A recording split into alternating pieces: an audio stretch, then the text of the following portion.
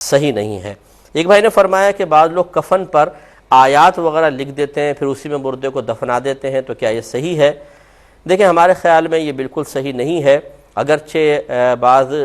مطلب اکابرین نے یہ تو لکھا ہے کہ بغیر سیاہی کے ویسے ہی ماتھے پہ یوں اس طرح انگلی سے جیسے بسم اللہ الرحمن الرحیم لکھ دیا، کلمہ لکھ دیا، تو اس طرح کر لیں، کوئی حرج نہیں ہے۔ لیکن کفن کے اوپر اگر آپ آیات لکھیں گے تو یقینی سی بات ہے کہ ہر مردہ تو سلامت نہیں رہتا ہے، جسم پھٹے گا،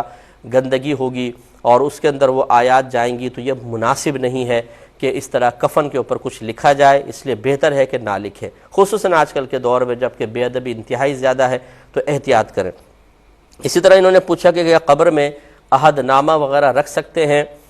دیکھیں تبرکات کا قبر میں ساتھ حصول برکت کی نیت سے رکھنا یہ صحابہ کرام تک سے ثابت ہے۔ ہمارے نبی کریم صلی اللہ علیہ وسلم کی صاحبزادی بی بی زینب رضی اللہ تعالی عنہا کا جب وصال ہوا، عورتیں غسل دے رہی تھیں، تو روایت میں ہے کہ سرکار صلی اللہ علیہ وسلم تشریف لائے اور آپ نے اپنا ایک تہبند مبارکہ جو آپ نے پہلے پہنا تھا وہ آپ نے ان عورتوں کو دیا اور فرمایا اس کو کفن میں ساتھ رکھ دینا۔ اب یقینی سی بات ہے کہ سنت تو عورت کا کفن 5 کپڑے ہیں، یہ 6ٹھا کپڑا کیوں دیا سرکار نے؟ یہ صرف شارحین نے فرمایا برکت کے لیے، کیونکہ جو کپڑا سرکار صلی اللہ علیہ وسلم کے جسد اقدس سے مس ہو جائے یقیناً اس میں برکت پیدا ہو جاتی ہے، تو آپ نے چاہا کہ بیٹی اس کپڑے سے برکت حاصل کرے۔ اسی طریقے سے حضرت خالد بن ولید رضی اللہ تعالیٰ عنہ کے بارے میں بھی منقول ہے کہ آپ نے بوقت وفات یہ وصیت کی کہ جو منہ مبارک میرے پاس رحمت کونین صلی اللہ علیہ وسلم کے ہیں وہ قبر میں میرے ساتھ رکھ دینا۔ بہت سے صحابہ سے ناخن تھے سرکار کے، ان کی وصیت ثابت ہے کہ یہ میری قبر میں ساتھ رکھ دینا۔ تو اس طرح کی برکت کی چیزیں رکھوانے کی تو یہ سنت متوارثہ جاری ہے۔ لیکن اگر آپ کچھ لکھی ہوئی چیز رکھنا چاہیں تو ہمارا مشورہ یہ ہوگا، بہتر یہ ہے کہ آپ پہلے اس کو پلاسٹک کوٹنگ کروائیں،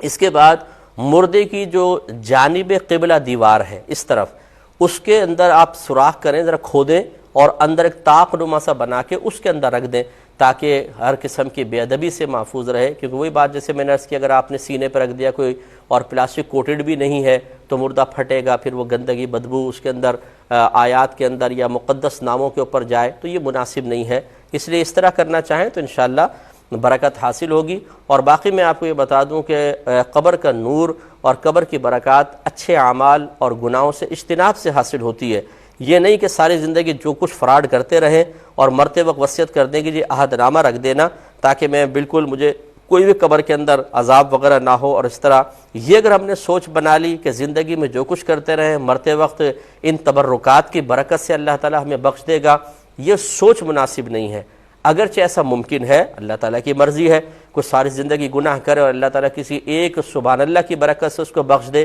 میں اور آپ روکنے والے کون ہیں؟ لیکن کیا وہ ہمارے حق میں ضرور ایسا ہوگا؟ یہ یقینی بات کون کہہ سکتا ہے؟ اس لیے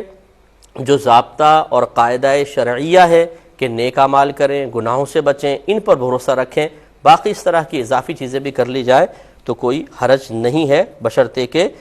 صحیح قیودات کے ساتھ ہوں۔ ایک